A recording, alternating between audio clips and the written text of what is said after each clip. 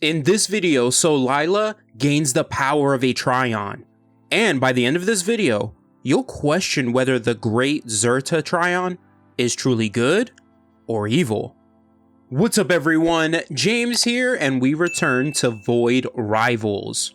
So if you didn't see my last video on the newest big bad in the Energon universe, Goliant, and the Transformers origins, you'll find a link to it right here, right below the like button, and at the end of this video.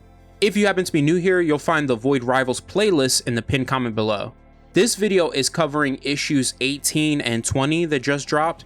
Issue 19 solely focuses on my guy, the Skuxoid, so I'll be making a separate video about that, and we'll be adding in the portions of the Skuxoid story that are in issue 20 also in that video.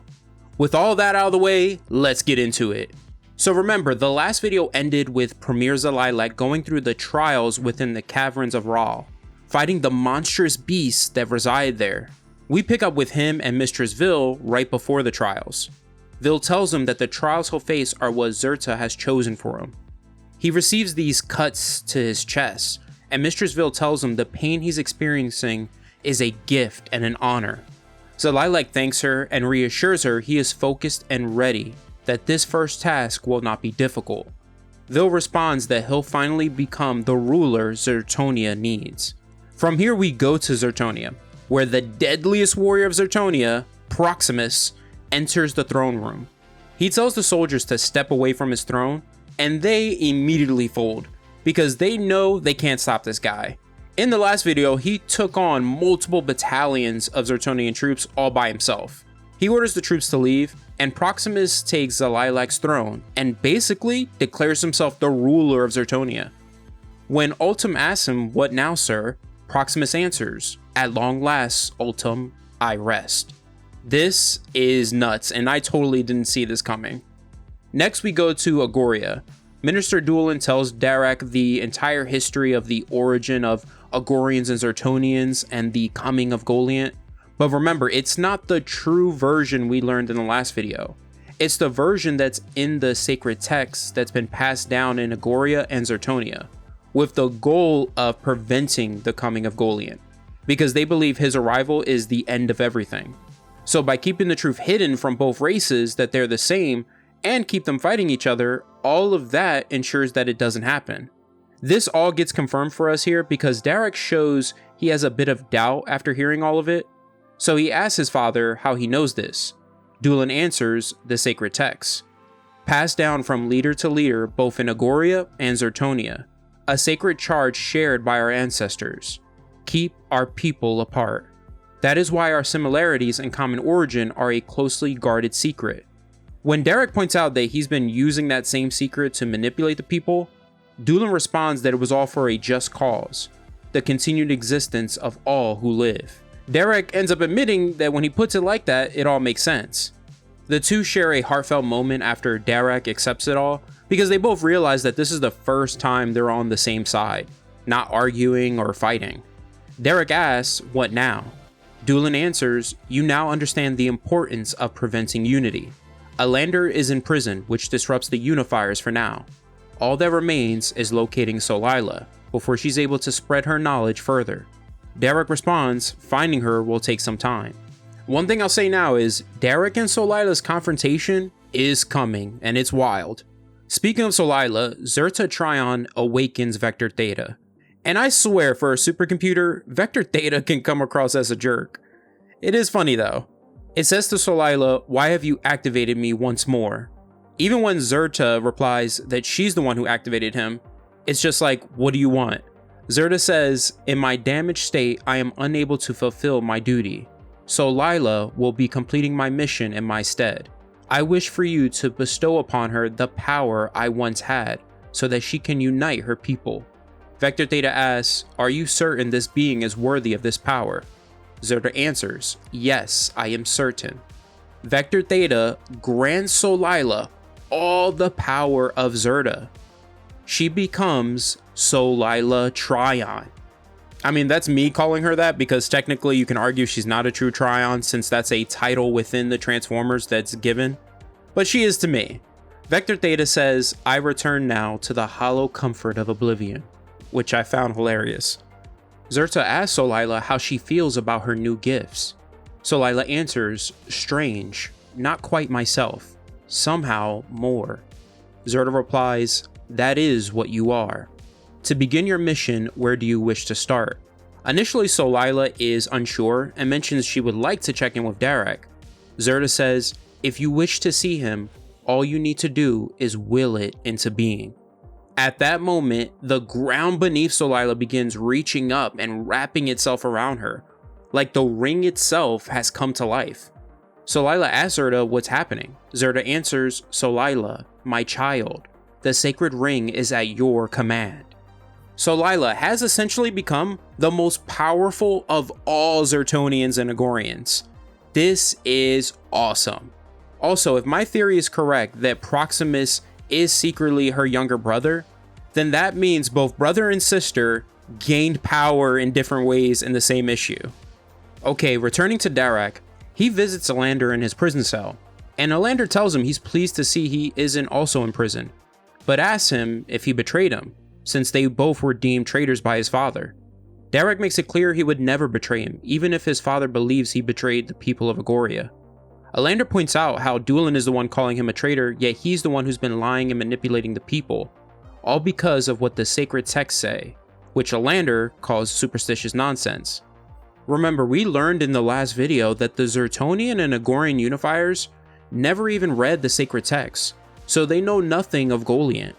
It proved that they've never sat down and asked a question why their leaders were keeping the secret of their common origins from the people, and why they keep them forever at war with each other.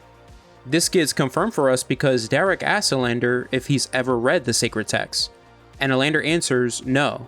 Darak then asks, well, how do you know it's not true? Elander answers, because it's absurd. He goes on to admit that he loves the people of Agoria, but hates knowing that Zertonians are suffering on the other side of the ring, and in order to end that suffering, he is willing to face any punishment. In the last video, I mentioned that it's only a matter of time before the Zertonians end up on an even playing field with the Agorians, thanks to Darak having Springer give them information on Energon and how to create an Energon well. That gets confirmed as well here, because Elander tells Darak that before he was imprisoned, he received a signal from the Unifiers, and Canela informed him that Zertonia got the schematics for the Energon well, and that it's operational and is already changing things for the people of Zertonia. He says, you might want to tell your father his weak and diminished opponents will soon no longer be either. Unity may soon be the only option to avoid a growing conflict. Since the Zertonians received the schematics for an Energon well before the Agorians, Elander suspects Darak had a hand in that because he asked him, you wouldn't know how they got the same information you brought to us, would you? And it seems like Darak doesn't answer. Later, we go to Darak with his father, overseeing the progress of the Agorians' Energon well. Springer mentioned in the last video that they were close to finishing it. We see for ourselves, they already have it up and running and are producing Energon. Dulin is still unsure about Energon and asks Darak how they know this won't sabotage them in some way. Darak answers, I saw this Energon save someone's life by applying it to their mind's eye. Springer called it an Energon port. He asks his father, do the sacred texts say anything about that? Since Dulin doesn't answer the question, it reveals even more that's missing from the sacred texts. From here we go to Springer and Hot Rod, who I really hope we get more of in the following issues, if they're sticking around. You'll see what I mean by that. Through their conversation, we learn that they both plan on leaving together, back to Cybertron with a store of Energon. The Agorians are going to convert a sled to work with Hot Rod's ship to help launch it past the event horizon. Hot Rod tells Springer that Alita will be glad to have them back because of how bad things are right now. Springer asks any word from Optimus Prime or anyone from his squad. Hot Rod answers, no, still lost. When Springer mentions that the ship full of Energon they're bringing will keep them and the Autobots on Cybertron going, at least for a few months, Hot Rod responds that the way Alita rations, it'll keep them going for at least a year. That's when Springer realizes things aren't bad, they're dire on Cybertron. Now this is where things get nuts. Sometime later, Darak visits Dulin and asks him what his mission is. Now he did report to his father the details of his and Orlander's conversation. So now knowing a bit of what's going on in Zertonia, Doolin admits he's worried that the Zertonians having an Energon well before them gives them an advantage. And the fact that he's been unable to get in contact with Zelilac also has him worried. So he tells Darak his mission will be to fly over Zertonia to take readings and gather footage so they can at least get a picture of what's going on. His biggest worry though is the possibility Zelilac has been overthrown and Zertonia has descended into chaos. Suddenly, Solila comes bursting from beneath the ground. Darak asks Solila, "Is that you?"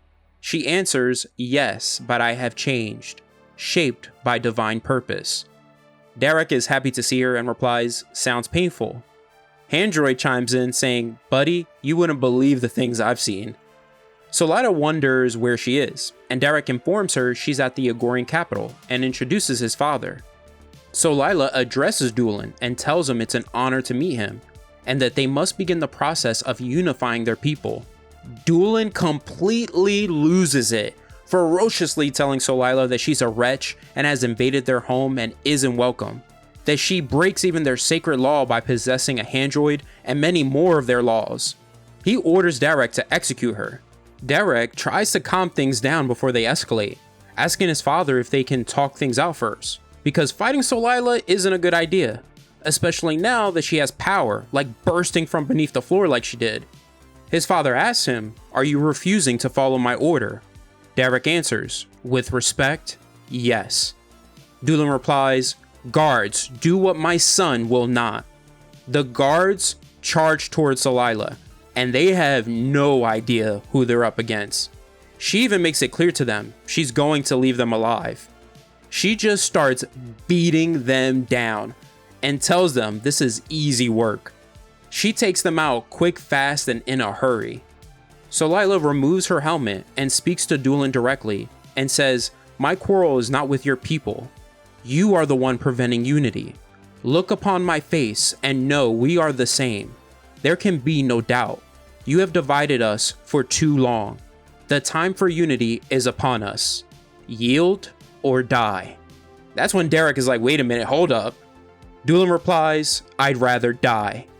When Solila begins to walk toward him, Darak tries to get her to stop, but when she refuses, he shoots her from behind with his blaster. He says, "I said stop. You want to talk this over, okay? I get that we shouldn't have attacked you, but I'm not about to let you kill our leader." Remember, Solila promised Darak all the way back in issue 11 that she would never strike him again. She breaks that promise because she replies, "I consider you a friend, Darak, but I'm sorry, the stakes are too high. I'm afraid I'm going to have to break that promise to you again." Darak says, "Oh dang." And the fight between these two breaks out. Solila deflects all of Darak's blaster fire. She launches her spear at him, and Darak dodges it. During their fight, Darak asks his new handroid for any ideas on how to engage Solila, because remember, she's the better fighter. The handroid answers, "I can see no advantage." Darak's just like, "You're useless." When Solila tries to hurl her spear at Darak again, using her hand where Darak's handroid is, the handroid refuses and tells her it won't let her hurt him. She takes off handroid, tossing it aside. Darak admits that she's the better fighter, but mentions he's no slouch and there's a chance he could win, which we know isn't the case at all. He has no chance. That gets made abundantly clear, because at that moment, an entire squadron of Agorian troops enters the throne room and surrounds her. Darak points out to her that this isn't unifying them, it's accomplishing the opposite. Solila suddenly disappears into the ground of the Sacred Ring, and this is part of the reason why I say she's become the most powerful person on the Sacred Ring. She bursts out of the ground again and dominates the entire Agorian squadron, smashing them and destroying their shields with her spear in one blow. Even with their overwhelming numbers, they still had no chance. Solila tells Darak that he was on her side, committed to unity, and asks what changed. Pointing to his father, he answers, "I talked to him. Maybe you could try it."